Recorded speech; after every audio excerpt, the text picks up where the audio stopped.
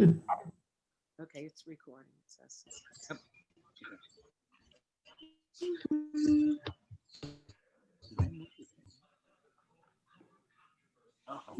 Let's see. Where is that?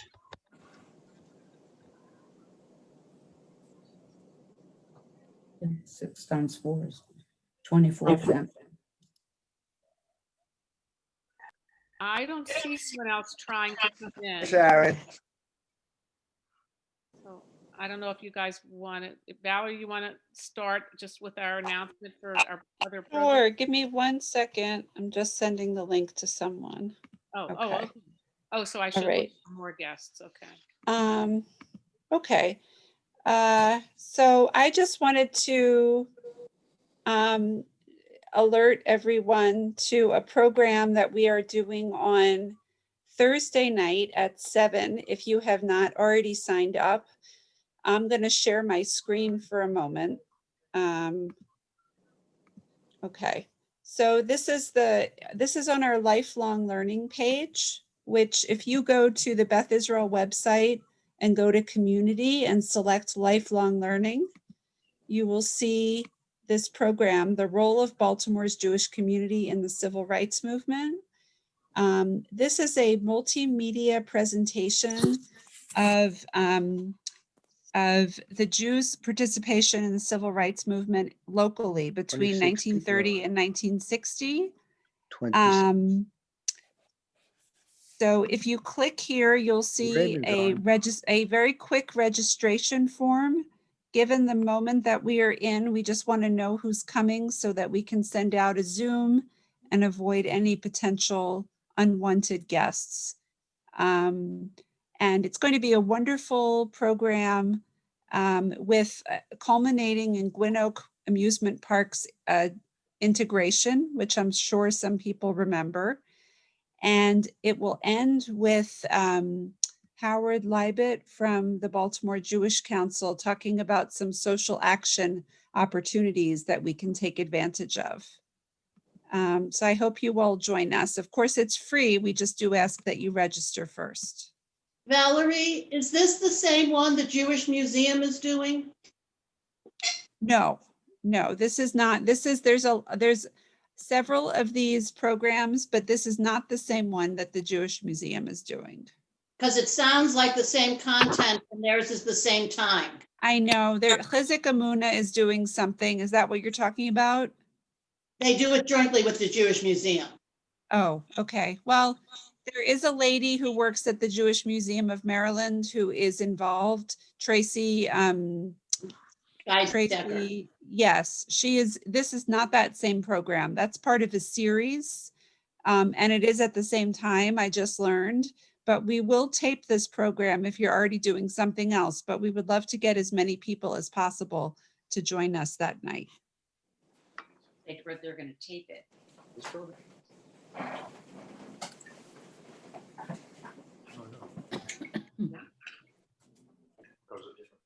Rachel and Rick. Yes. Yeah. Okay. Hi, everybody. Thank you for joining us. And I want to thank Becca for helping us out with all the technology, and Valerie, of course, and also last minute questions. And I hope that you all were okay working on the technology, and now you know the system for the next two films. And also thank you for supporting this program. So before we begin, just want to say that I am not an expert film critic, and neither is Rick. So this is not really a critique of the film. It's really a discussion. And in terms of the content of the film, I am not an expert on Freud or psychiatry or psychoanalysis. So that's not what we're going to be discussing. So we'll just have some comments about and background about the film, and then open it up to some of your own comments, insights, questions. That's it. Thank you. So The Tobacconist opened in 2018 in Germany. The premiere in North America was in 2019 in Palm Springs, California, at their International Film Festival. And in 2020, it was included in many of the Jewish film festivals around the country and is still being included now. The film is historical fiction and features the very famous Swiss-German actor Bruno Ganz in the supporting role of Sigmund Freud. Ganz died in February 2019, following an illustrious career of 126 film credits. The Tobacconist was his last film to be released before his death. His final film is called Winter Journey. That was released in 2020 after his death. That too is a Holocaust themed, but it's a docudrama. And one of his best known films is called Downfall, in which he stars as Hitler. Ironically, in our film, Ganz plays Freud, a victim of Hitler. The film is based on the 2017 best-selling novel by Austrian writer Robert Siethaler.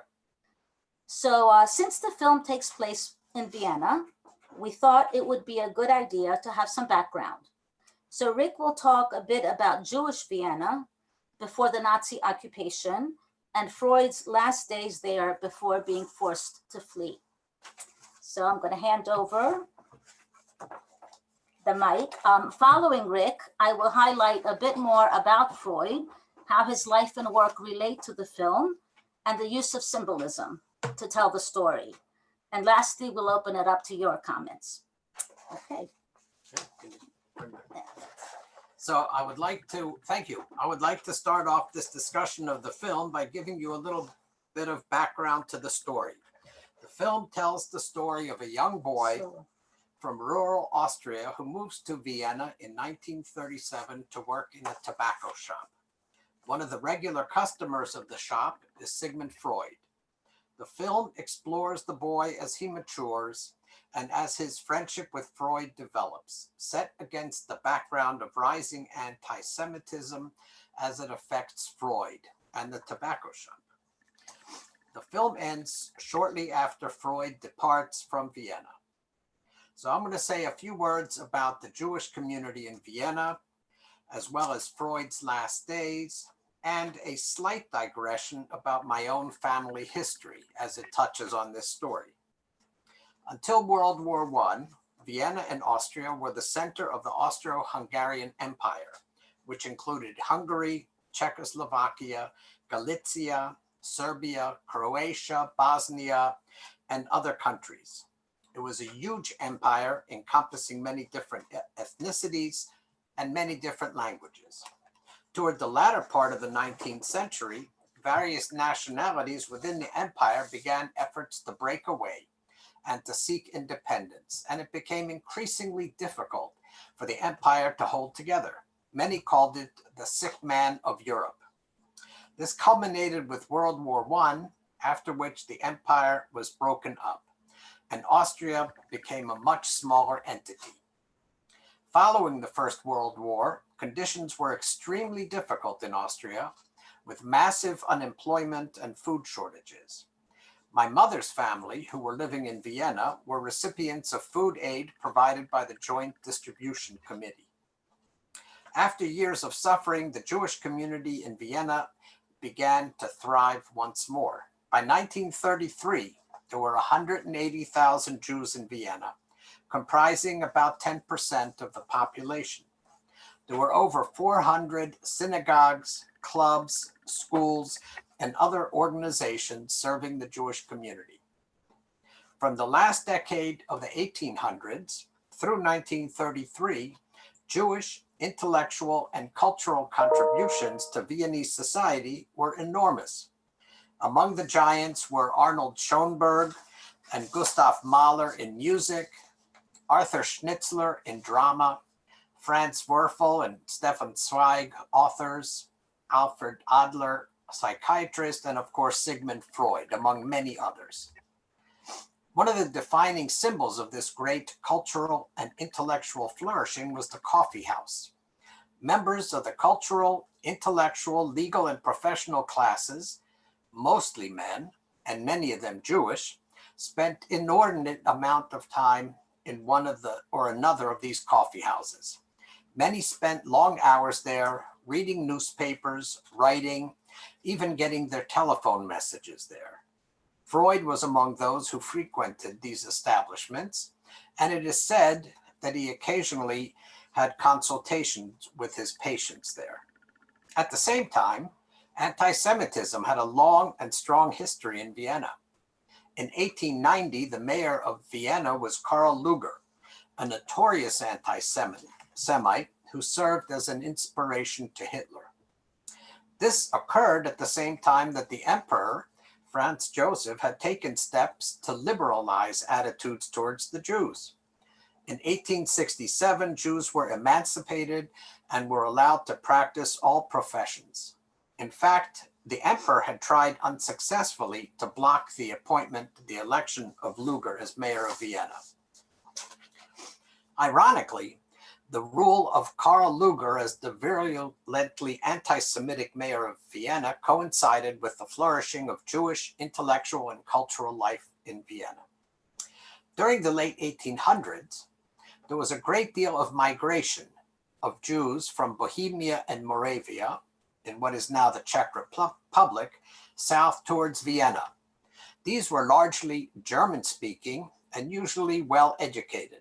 They tended to fit in easily in Viennese society, both Jewish and secular. The families of both my mother and my father were among these migrants. All four of my grandparents were born in what is now the Czech Republic, and all moved to Vienna in the 1910s. They felt that there were more opportunities for advancement in Vienna. At the same time, during the latter part of the 1800s, there was a significant migration of Jews from the east, from Galicia, what is now parts of Ukraine and parts of Poland.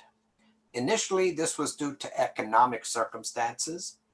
After the pogroms in Eastern Europe in 1881, the influx became much greater as they were escaping persecution. And following the disruptions caused by the First World War, there was a further large influx of Eastern European Jews into Austria. This created a great deal of resentment among the established Jews who, for the most part, tried to fit into Viennese society. The Ostjuden, the Eastern European Jews, were mostly poor, mostly Orthodox, and mostly spoke Yiddish and decidedly did not fit into Viennese society. My maternal grandfather, Wilhelm Stein, was a founder and active member of the Zionist Herzl Club in Vienna, and he had made some plans to move to Palestine. I don't know why he did not follow through on these plans. However, I do recall my mother saying that Zionism in Vienna was a movement to help East European Jews to immigrate to Palestine. That is, it was not for the established Viennese Jews. This attitude was also reflected in the observation made by some Viennese Jews that the persecution carried out by the Nazis was really aimed at the East European Jews. This attitude may explain why many of them did not attempt to flee earlier. Austrian Jews were certainly aware what was happening in neighboring Germany. Hitler had come to power in 1933. Jewish books were burned and persecution began. In 1935, the Nuremberg laws were promulgated, restricting the activities of Jews. They could not attend public schools. They could not teach in public schools or universities. They could not own business, and so on. Freud must have known that his own books were being burned in Berlin at that time. As his books, among many others, were being burnt, the Nazis said, "Against the soul-destroying overestimation of the sex life and on behalf of the nobility of the human soul, we offer the writings of Sigmund Freud to the flames." However, Freud did not want to leave Austria. In July of 1933, he said, "The only thing that I can say is that we are determined to stick it out here to the last. Perhaps it may not come out too bad." He continued to say this. In the movie, Even as his family was packing up their belongings to go to England, he said, "I do not want to leave Vienna." In February of 1938, Hitler gave Austria an ultimatum: accept unification with Germany or be attacked. The Austrian leaders capitulated, and on March 12, 1938, German forces marched into Austria, meeting absolutely no resistance. In fact, they were cheered on by hundreds of thousands of Austrians lining the streets. This was known as the Anschluss, the annexation of Austria. By this time, Freud's family, colleagues, and friends were urging him to leave. Already, 2 of his sons, who were living in Berlin, had fled to the West. Colleagues and admirers from around the world were begging Freud to leave. On March 13, 1938, the day after the Anschluss, the Vienna Psychoanalytic Society met, and Freud reached into his knowledge of Jewish history for the right story to give them hope. He told his friends and colleagues, after the destruction of the temple in Jerusalem by Titus, Rabbi Yochanan ben Zakkai asked for permission to open a school at Yavne for the study of the Torah. We are going to do the same. We are, after all, accustomed by our history and tradition, and some of us by our own personal experience, to being persecuted.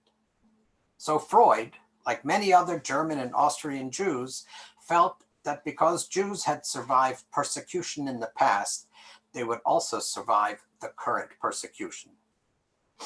By this time, however, Freud was personally affected by the Nazi takeover. The Gestapo had searched his home, they began confiscating his assets, and guards were placed outside his home.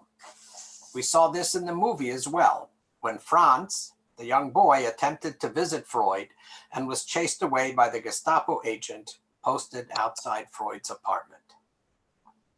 However, by this time, getting out was more difficult. One had to forfeit nearly all of one's assets. One had to have a visa issued by the country you wanted to go to, and you had to get permission from the Gestapo to leave. Getting a visa was extremely difficult. The United States had a very restrictive immigration policy. Freud was fortunate to have international help. President Roosevelt personally asked Hitler to allow Freud to leave.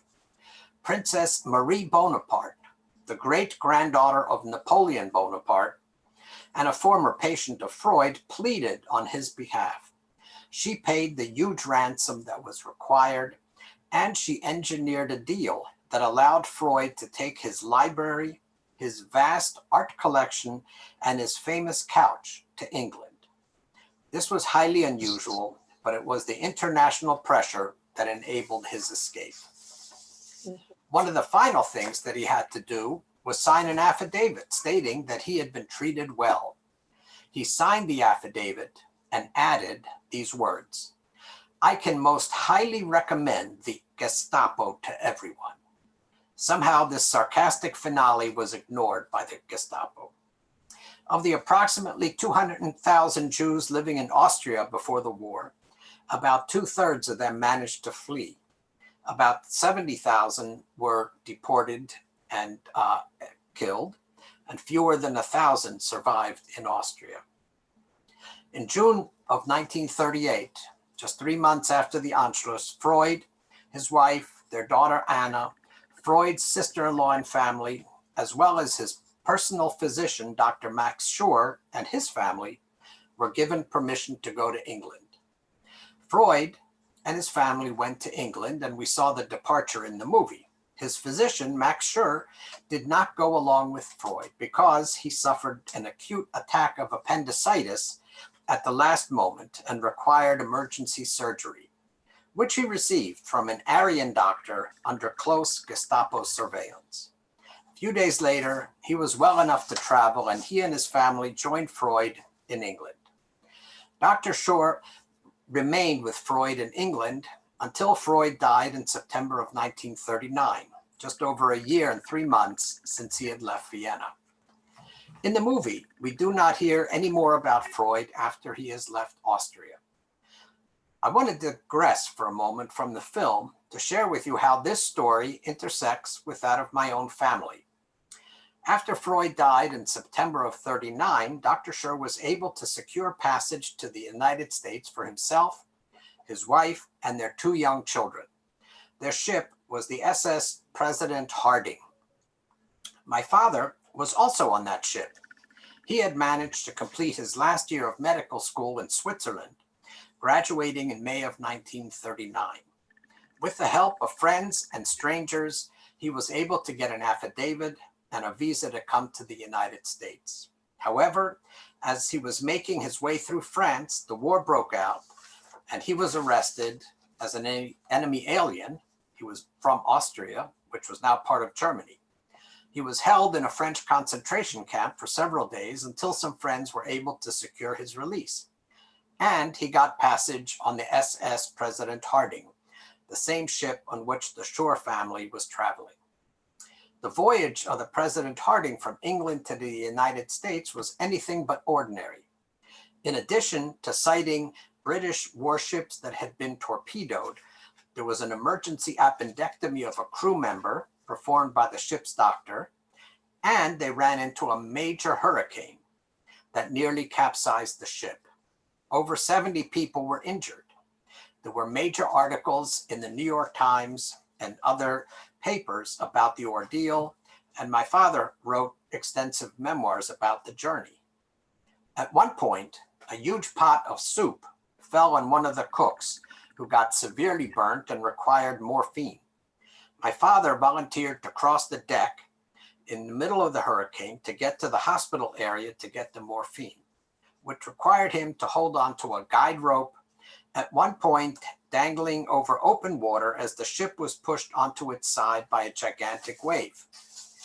My father, Dr. Schur, Dr. Schur's wife, who was also a physician, and 4 other physicians who were passengers all volunteered to help through the crisis and were recognized once they got to New York. In preparing for this discussion, I came across an article about Dr. Schur's life written by his son, Dr. Peter Schur. And in this article, he describes the hellish voyage that they had taken, because he was one of the little children, and mentions the assistance of a physician, quote, fresh out of medical school. That was my father. In recent days, I've been in touch with Dr. Schur, and we've exchanged some information about that voyage. I know I've digressed a little bit from the film, but I did want to share with you how it intersects, even tangentially, with my own family story. Thank you. Okay.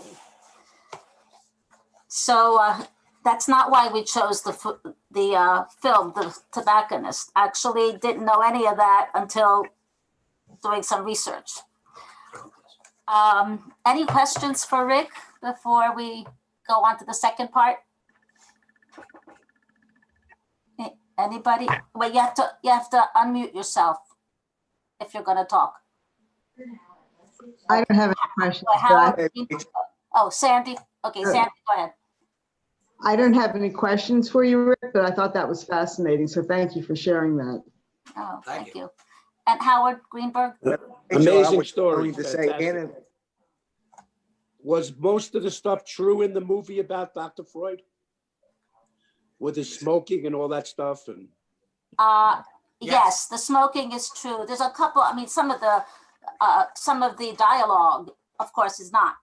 But right. Smoking, yes, definitely. He had suffered from cancer for more than 10 years, and to such a degree that he had an artificial jaw. And I think at one point in the film, you saw him adjusting his denture and what did he die from? Cancer. Cancer, okay. Yeah, I'll talk a little bit more about Freud. Howard Kornblatt. Thank you. First of all, Rachel, Ann and I enjoyed the movie, but we enjoyed the explanation and story that Rick gave us. Okay. It was wonderful. I enjoyed his Thank you. and episodes that his father went through on the journey from Austria to the United States. Yeah. So that's enlightening. Thank you very much. Thank you. Okay. So now, anybody else? Well, now we're going to transition.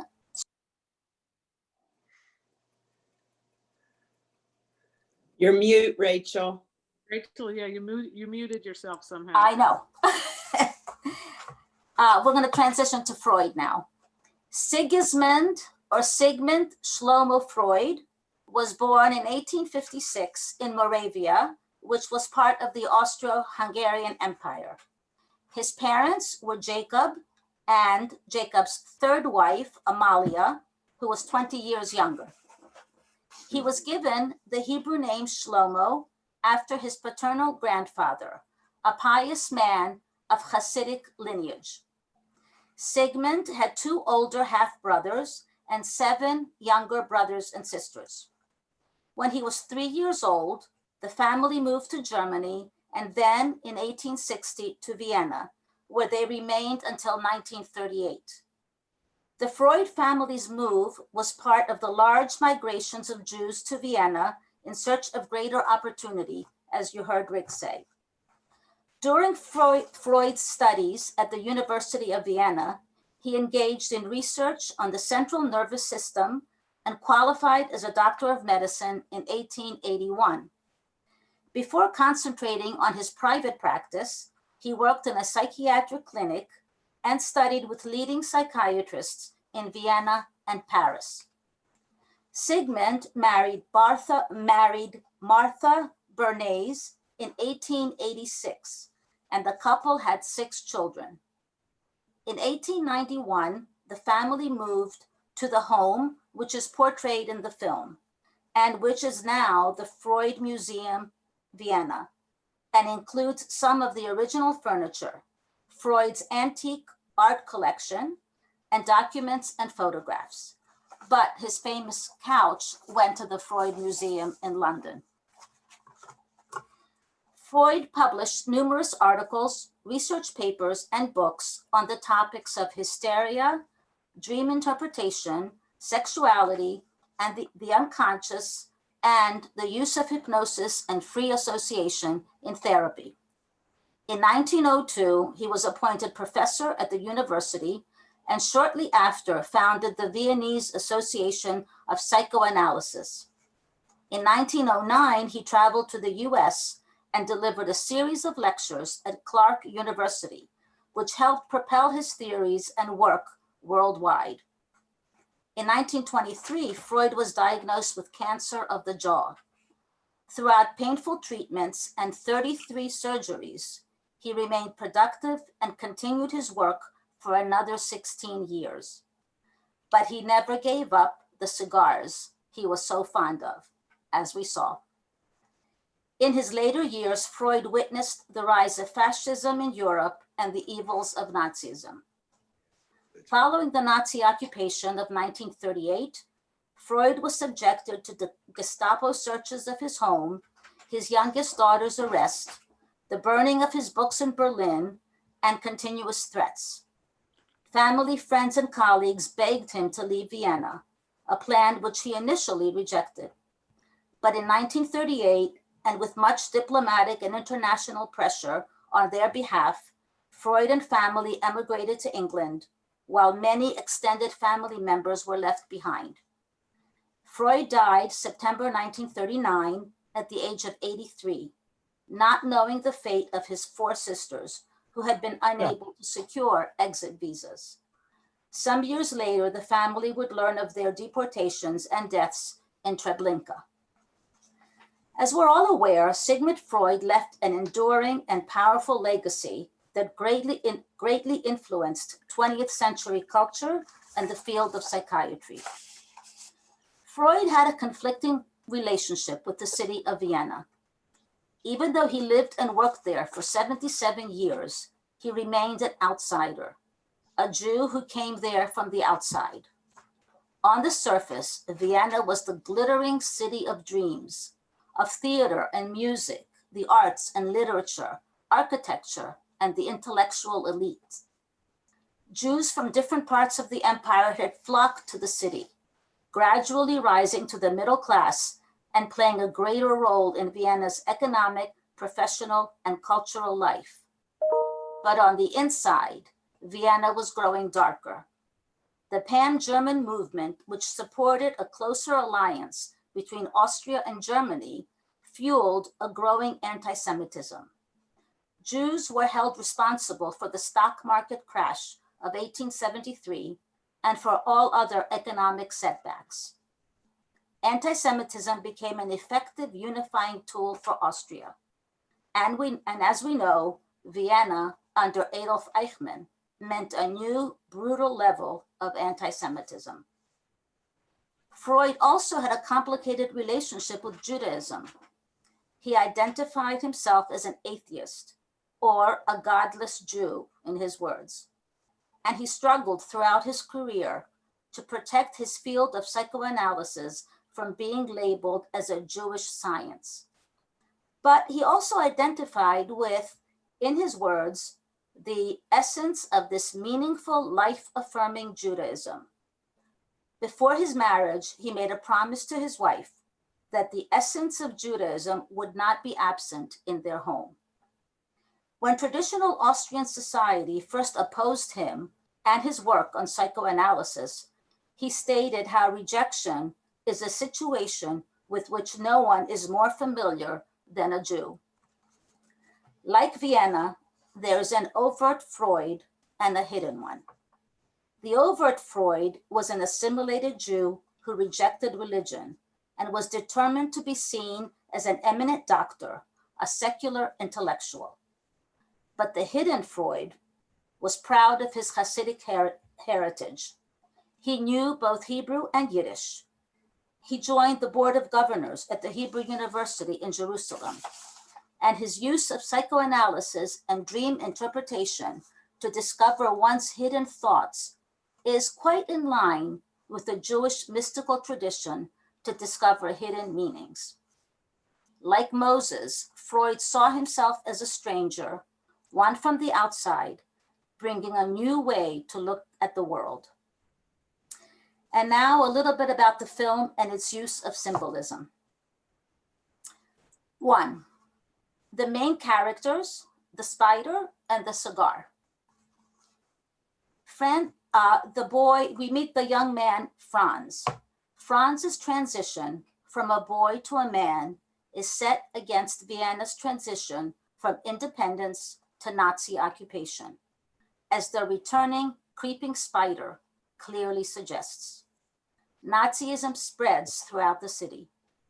There are animal body parts and blood, anti-Semitic cabaret acts, changes in the behavior of ordinary people, and neighbors turning against the Jew lover, Otto, while people stand around and watch. But we also see Franz coming closer to his own humanity, insisting that people call him by his name, finding and losing love, finding and losing 2 father figures, and standing up for the honor of the dishonored Otto. We have a feeling that Franz has a piece of both Freud and Otto in him as he wears Freud's clothes and tries a cigar, and as he takes over Otto's shop. Freud and Otto are both victims of the Nazis and the New Vienna. They are also the 2 role models for Franz. Freud giving advice on women and love, and Otto, the shopkeeper, advising on life and politics, not to mention his adult magazines, which Franz takes advantage of. But Franz loses them both as he takes on their pain and isolation for himself. He too becomes a victim, culminating in his arrest. And then there is the cigar, beloved by both Freud and Otto. What might that symbolize? Both Freud and Otto refer to it as pleasure. Is the cigar's heavenly aroma and filmy smoke a way to retreat from the stink and rotten reality all around? Or is a cigar just a cigar? We can talk about that later. The second symbol that I would like to just mention is the women. We meet 2 women in Franz's life, his mother and his first love, Aneshka, who have little control over their fates. They too are victims trying to survive. Aneshka is dependent on her audience and her lovers for her livelihood, while his mother is beholden to the males in her life, until her final act of courage to reject the advances of her boss and quit her job. What is the film trying to tell us about these women and their struggle to survive in a threatening world? That's something we might want to talk about. Number 3, dreams. Dreams play a large role in the film, with Franz talking about his dreams to Freud and posting them outside the shop. What do the dreams symbolize? Why was making them public so important to Franz? To have control? To bring the hidden out into the open? Perhaps. Freud's work was based on people's openness about their inner lives, their dreams, fantasies, and fears. As he opened new doors into the unconscious, Freud challenged society's prevailing conventions of keeping up the mirage of outward respectability and appearances. Even with the rise of Nazism, many continued to hold on to a Vienna as the city of dreams, of culture, and of the best in civilization. As Vienna's outer facade is fading, a historical nightmare is unfolding. Freud's insistence on understanding the inside confronted society's desire to whitewash it. Franz also has waking, anxiety-filled fantasies about his ability to be a hero, to save the day, to right the wrong. But he quickly comes back to reality before his fantasy can be completed. Is he trying to find the heroic part of himself? The turmoil within Franz reflects the political turmoil within Austria. Both are changing. Franz is becoming a man, and Austria's hidden dark side is coming to light. But there is no hero to stop Austria's madness. And the last symbol that I'll mention is that of water. Water is featured prominently in the film. Franz gravitates to water, his safe place, removed from the problems of the world above. Franz's lakeside country home is the polar opposite to Vienna, with a stench so strong that it is the first thing he notices upon his arrival in the city. The young, innocent boy is entering a new, stinking world and confronting a new, harsh reality, away from the safety of his lake. But Franz's dreams also include frightening images of boats without oars, a drowning Freud covered in blood, menacing rocks closing in, dangers looming in his world. Perhaps a projection of Franz's anxieties over the future. A safe space is becoming threatening. The city of dreams turning into a nightmare. The successful world-renowned Vienna Freud is now a refugee. But water also represents cleansing and rebirth, perhaps a hope for the future. The film begins and ends with a water scene. The first with Franz submerged in the lake, and the last with his piece of broken glass submerged. While Franz is arrested by the Nazis, the glass that he had used to send signals of light sinks to the bottom of the lake, along with Franz's innocence. And like Vienna, the bucolic lakeside country home is no longer a safe place, but also tarnished by the Nazi occupation. And that is a little bit of insight that I hope can help us talk more about the film if you would like, or ask questions, and we can have a little conversation. So we'll open it up to comments, reactions.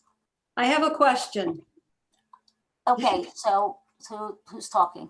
Amy Ober-Shennerman. Oh, Amy. Okay, yes, hi, okay. So I'm curious about the symbolism and significance of that record player, the phonograph. But you know, it was locked up, and then, you know, it came out at the end, and yet I felt like it was never referenced at all. There wasn't a Right, lot you're of right talk about that. music. So if Yeah. you talk about that, it confused me. I think we can all kind of chime in on that, but you're right, it was never talked about before. We never knew what was behind there. I can just say what I think it is. I think the record player is like Freud is a symbol of the old world order that's ending. And Franz takes it out just to kind of, look at it. And I mean, he didn't even know it was there. But I think, and it's also represented, I think, a part of Otto. But I'm open to anything. And I have to tell you, everything I read about the movie, nobody mentioned, none of the critics mentioned the record player, the phonograph. Any Was he other ideas? Was he listening to forbidden music?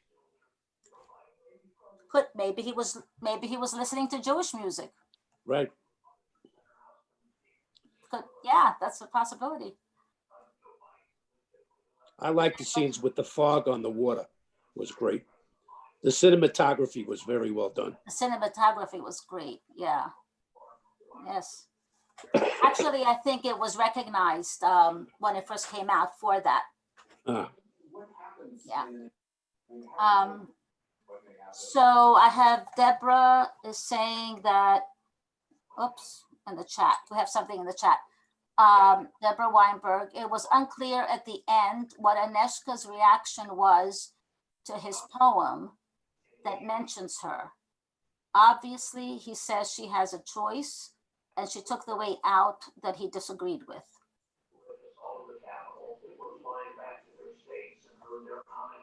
Any other comments about that?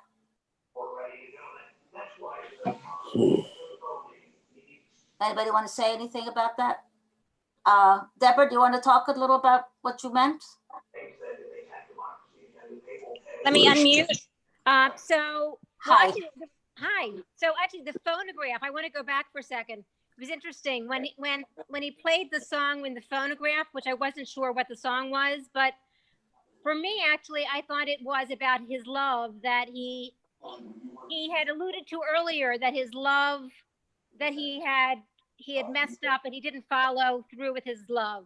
And I thought that was his closing off the memory of the love that was. So that's how I read the phonograph that was locked up. And in terms of Aneshka, she said something which I didn't hear or really understand when she had the poem in her hand and she read it aloud and then she said something. I was wondering if anybody else caught that. But what was interesting was that was like that she was free when she went and came to pick up the poem.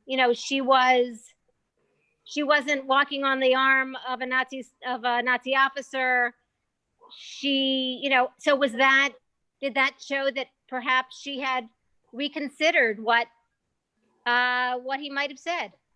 So I was wondering how everyone else read that. Yeah, I don't remember what, I also don't remember exactly that last scene with her, but wasn't also that scene was with a dead moth on the street, butterfly? Was that at that point? As she's walking? I thought it was. Right. I want to go back, and there was so much symbolism of the dead animals. Dead animals. In each scene. Yeah, there's a lot of that. Yeah. And the glass that in the end fell, I assumed was again death and the breaking of glass, which the whole Anschluss, the breaking of glass. Kristallnacht, yes. Kristallnacht, yes. But he had carried that piece of glass from his town earlier the whole time, and now he's not. I saw it as also a loss of his innocence. Yeah, a break in him of who, innocent boy that he was, and now, he's grown up. Yeah. And anyway, it was reality. Yeah. it was a haunting scene. It was really beautifully done. Yeah. Thank you. Oh, thank you for your comments. Rachel, you have a couple more questions in the chat. Yeah, I just see that, right. Talk about the spider again. I think I missed it. Maybe the record player represented the culture of Vienna. Yes. So the spider. So we meet this spider several times, kind of creeping. Well, the Nazi flag is often referred to as a spider. And so it's just the creeping it's just continuing to creep and take over. I think pretty much the spider represents Nazism. Thank you. I appreciate that interpretation. As it's spreading. It's not going away. But I do agree that I think that's a great idea, a record player representing the culture of Vienna. And a lot has been written about how the Viennese clung on to their culture. Even Freud, you heard, clung on to that as if it's such a wonderful thing and didn't want to let it go, even though there's the whole underbelly of Vienna was collapsing. And, their complicity with the Nazis, that was the hidden part of Vienna. And then Amy and Mark say, I would bet that the music playing on the phonograph was composed by a Jewish composer. It is interesting that during the burial scene early in the movie, they played a musical dirge by Chopin, a Czech composer. Right. Yeah. Good observation. That's a good observation, a good connection there. So, any other comments or insights that you have there's so much there.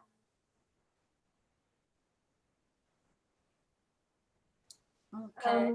I don't want to dominate, but if nobody's got a question, I would. Yeah, go ahead. I'd love for us to discuss the relationships. What was the boy to the tobacconist? Was that his father? Possibly? I'm sorry, the boy to whom? To the tobacco owner. No. Possibly his father. There was some. He kept saying to his mother, "Who is this man?" And she was very evasive about it. Well, you heard what she said, though. She said, way before you dropped onto my lap. Yeah. And I also wonder whether or not she told him that so he wouldn't think that was his father, in order to keep things clean. But it was a former lover of hers. That's for sure. So we don't know if it was his father, but he certainly takes on a father figure for Franz, as does Freud. I think between the two, he has two father figures in those relationships who kind of shepherd him along through his coming of age.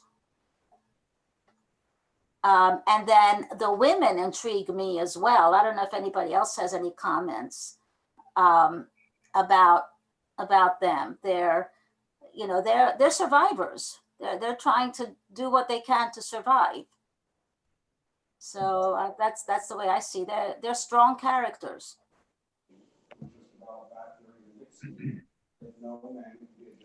What? Howard? Yeah. Hey, I want to know about the guy who was friends with the tobacconist. Was he a communist? Was he a socialist?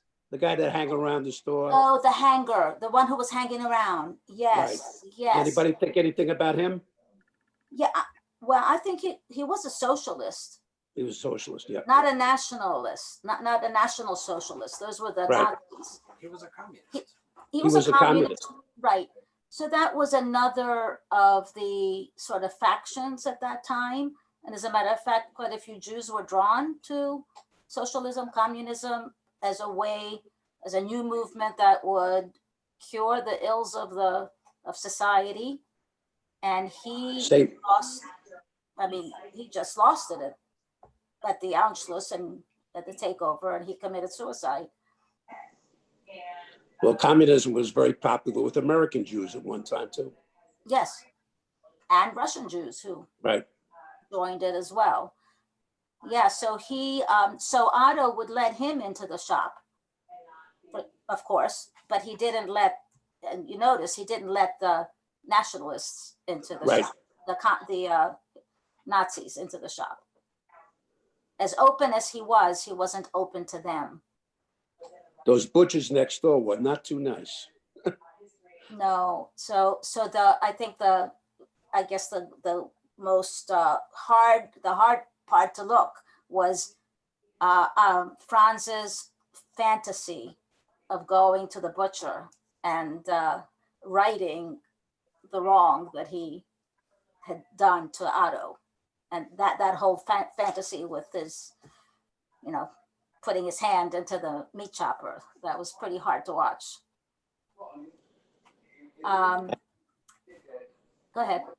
I had a question. I put it on the chat. Have you and your husband been back to Austria at all, or Vienna, to see where his family was from? No, well, Yeah. my father grew up he was born in Vienna. He grew up in Innsbruck, and then he moved back to Vienna for medical school. And about 40 years ago, we did go back and we saw his house in Innsbruck.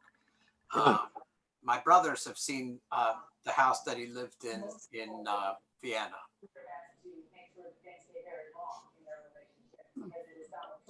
I know a lot of the Jewish trips that go to Europe and Austria, they always go to Vienna. Sure. Well, in fact, the trip that Rabbi Goldstein led 2 summers ago, seems like a 2019. Yeah. we spent 2.5 days in Vienna. Do you want to say anything about? Do you want to say anything about the city? What it looks like now? What do you want to say? Well, it's very cosmopolitan feeling. We didn't stay in the nicest hotel. That was the cheapest hotel of the trip. We stayed in nicer hotels in other cities. But, we went to a concert where they played waltzes, and look, the Jewish community was really wiped out. Went to the Jewish Museum. I think they pointed out as we were walking tour that this is Sigmund Freud's house. We didn't go in it. This is his office. You have to get closer to the mic. Okay. So I thought it was very cosmopolitan. We were staying in the center of city, so it was very busy. And there's only one synagogue left, and there's the framework of the main synagogue, the one that was in Leopoldstrasse. The framework, or the front framework, is, or a representation of it is there, so that's where it was. But other than the Holocaust memorial and the one synagogue and the museum, there's not much trace of a Jewish community that numbered 175,000 in the city. Yeah. Yeah. So I wanted to make 2 comments about the movie, but then you can get back to whatever you want to say about Vienna. So I found at times it was really hard to tell whether we were watching a fantasy or a dream sequence. Right. Or if this was real action in the movie. And, right. And Lisa and I kept looking at each other saying, is this a dream or is this not a dream? Well, it's Freud, so.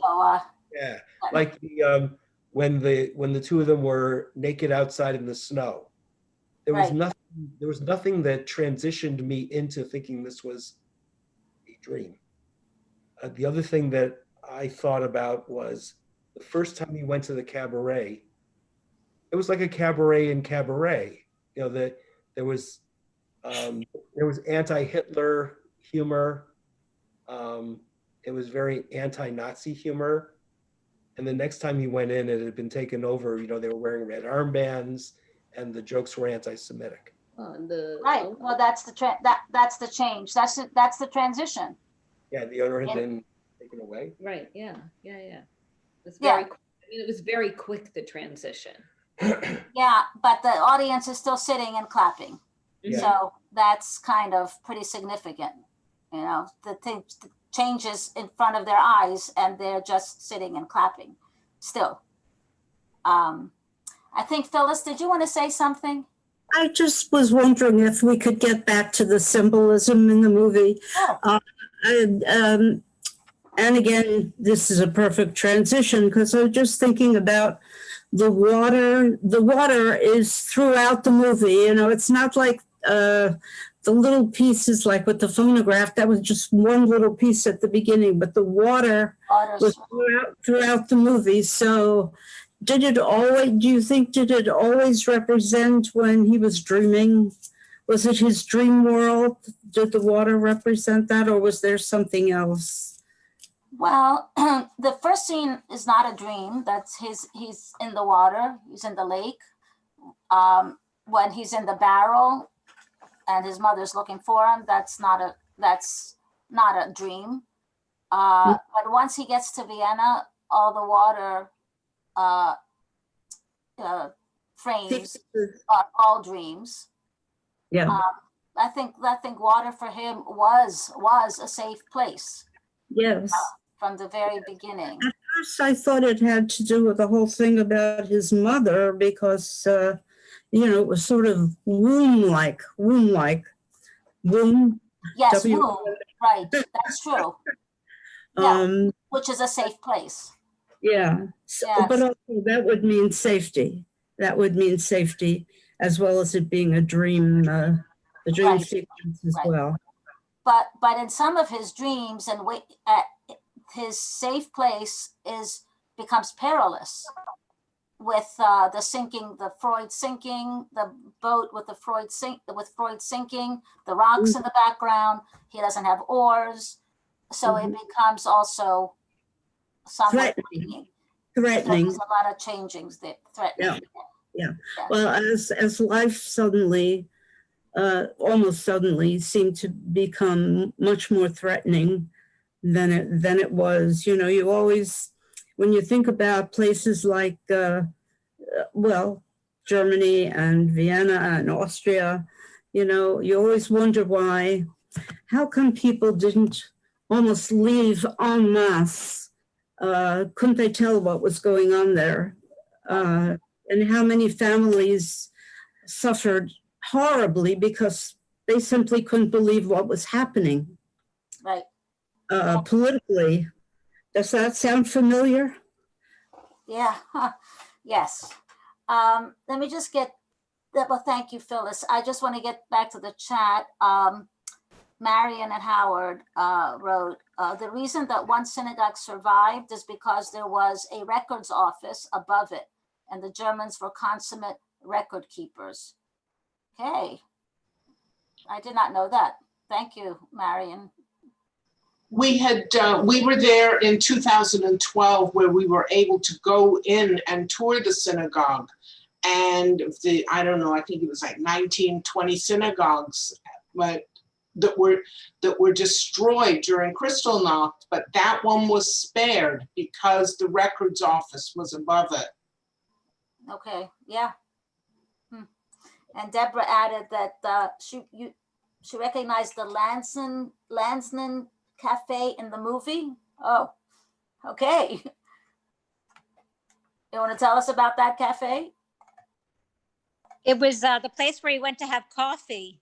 Yeah. And anyway, they had wonderful pastries. But it was interesting how, again, through the movie, just the changes in at first he had such freedom, and then, then in the middle of the movie, he had to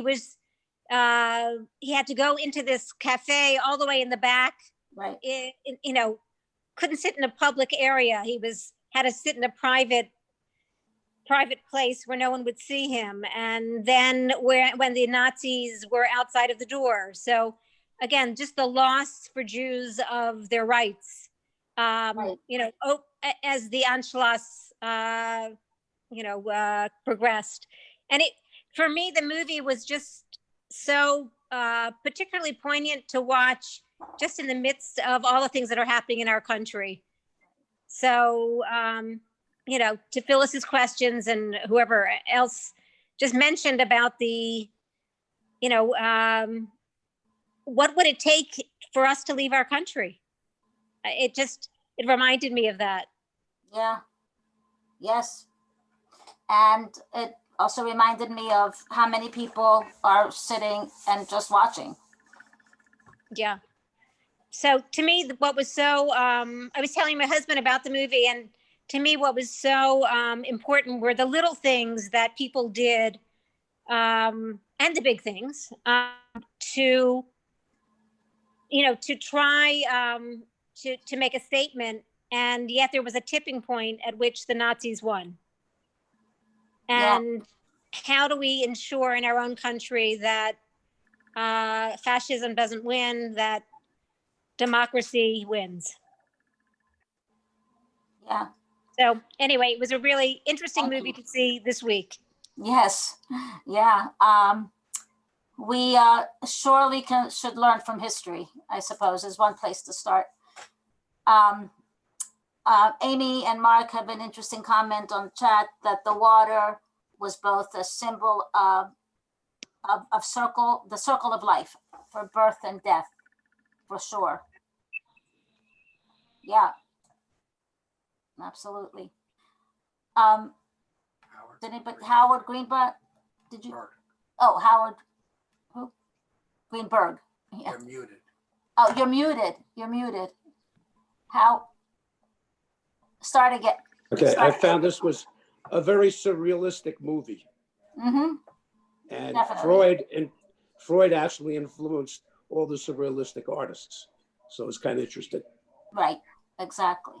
I was intrigued by the clothing that was changed back and forth. At one point, Franz gives Freud his scarf that his mother made, then he gives it back.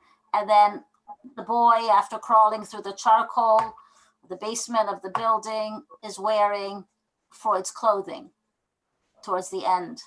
That was intriguing to me. Now, yeah.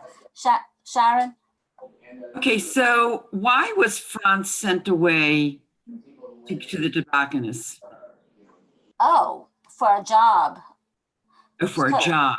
So remember at the beginning of the movie when he's in the lake swimming, he comes out, his mother's yelling. In the meantime, his mother and her lover are against a tree.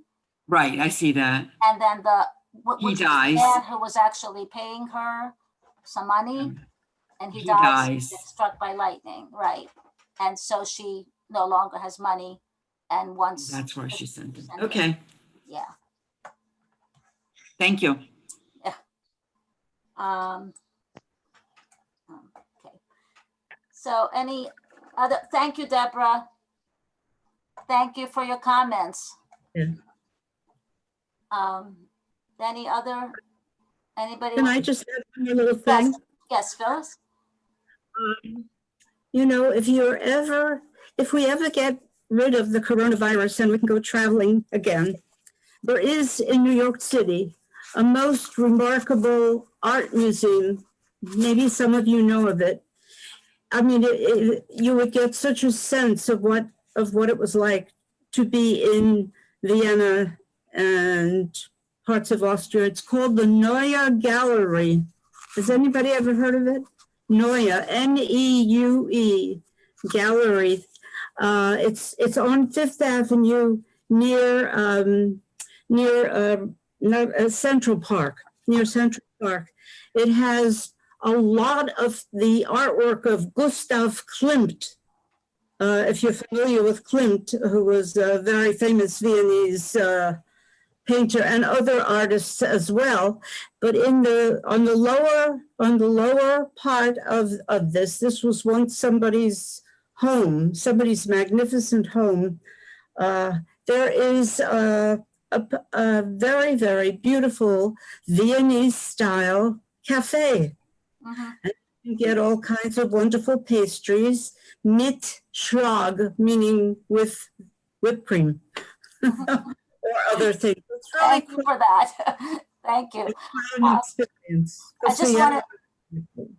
I just wanted to mention that, of course, Freud was in Vienna, but also Theodor Herzl was from Vienna.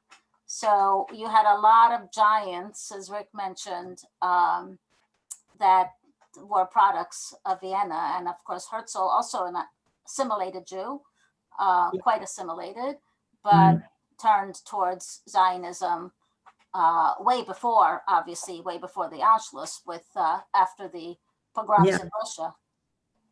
And earlier, Rick referred to Franz Werfel as one of the featured stars of that artistic venue. That's my maiden name, Werfel. So I don't know if we're related or. Oh wow! You have a famous last name. Yeah. Yeah. Okay. Rachel, Now, this is hi. I had a comment that in the movie, when Franz went to the cafe with Freud, and they took him to the back room to serve him coffee, the waiter served him with respect. He brought out a nice tray. He handed it him the coffee, the pastries, everything was done respectfully.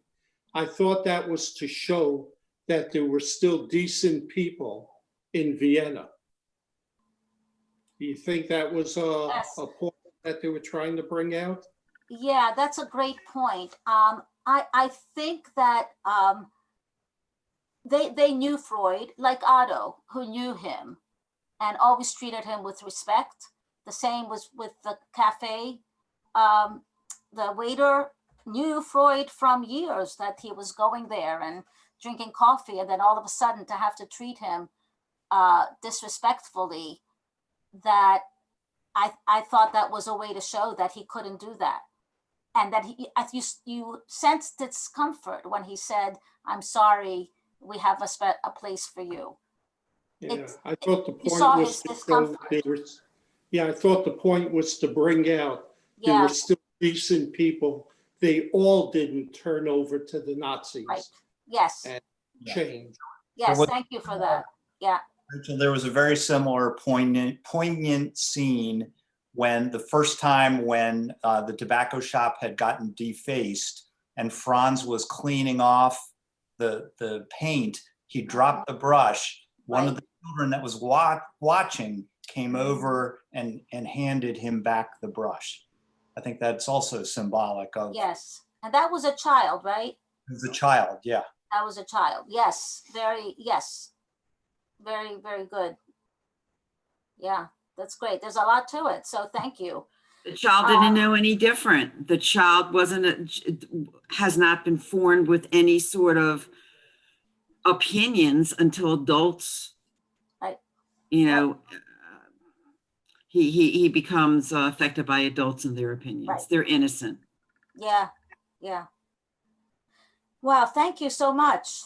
That was a lot. And Sue, thank you for your comment when you said that you can appreciate the movie a little bit better, which I'm glad.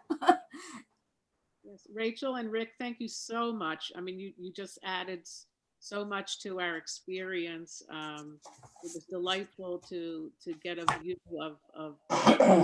view of Vienna, and Rachel, your help in guiding us through it. What's a very interesting but difficult movie, really, to understand. It is a difficult movie. It's really, really wonderfully done. So I think I would have benefited from maybe hearing the discussion before I saw the movie.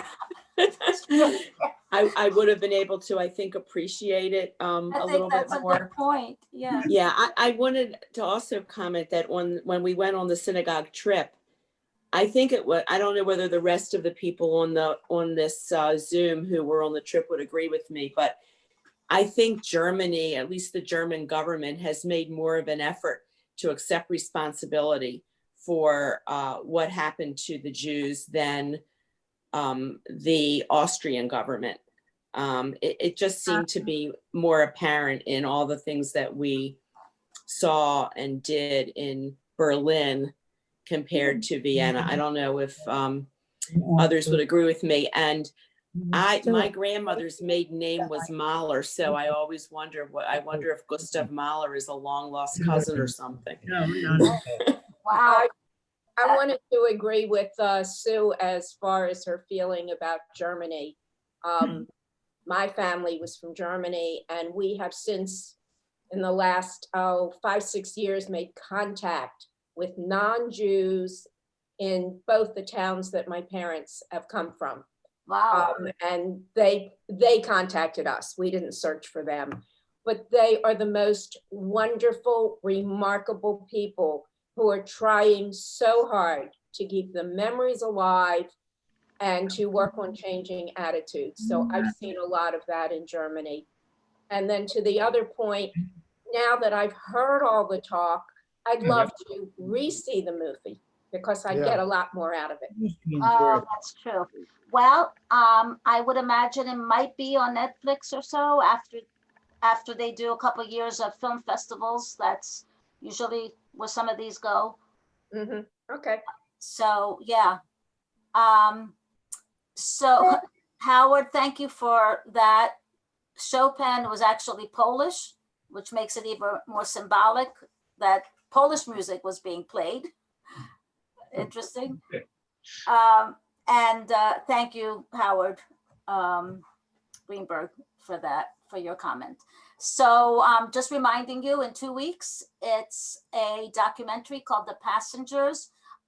It is completely different from this movie, but we have the pleasure and the ability, good fortune to have the director producer of the movie who will be here talking to us about why they did this documentary on the latest, sort of bringing everyone up to date with Ethiopian Jewry and what's happening with them, and especially those that are languishing in Ethiopia and can't get out because of various, you'll hear in the film. And also a timely film that touches on the idea of racial disparity. So that will be in 2 weeks. So we look forward to that. Okay, thank you. Bye, everybody. Thank you, Rachel. Thank you. And Rick. Yes, everyone. Thank you, Rachel. Thank you, Rick. I had to twist his arm. Thank you. Can I say something real quick? Sure. Okay, if you're aware, or if you'd like to join us tomorrow night, we have our new program called Share Space, which is a place to share feedback on what's going on in the world right now. I'll send everybody an email with the link. It was in the DVRA last week. Okay. Okay. Tomorrow night at 7. Thank you. Okay, good. Thank you. Okay. Thanks for enlightening us. Thanks, Rachel. You're welcome. Bye-bye.